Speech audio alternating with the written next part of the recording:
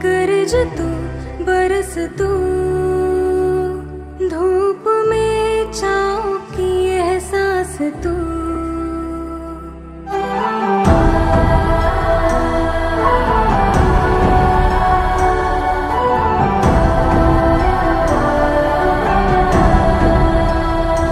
जीत तू, जान तू, जहान तू,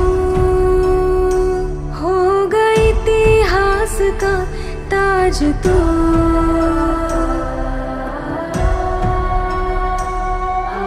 पन्नों में रहेगा माजी के,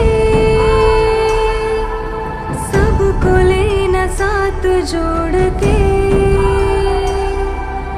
आंधी और तूफान से भिड़े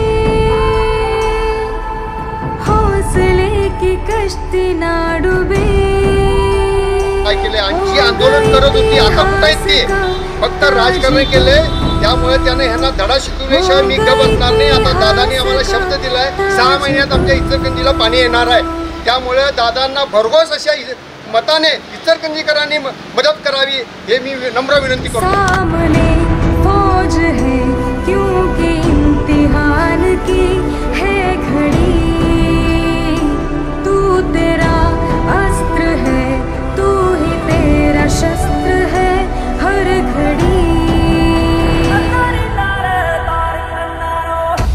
देशहितासाठी मोदी सरकार, धैर्यशील मानेच आपला खासदार।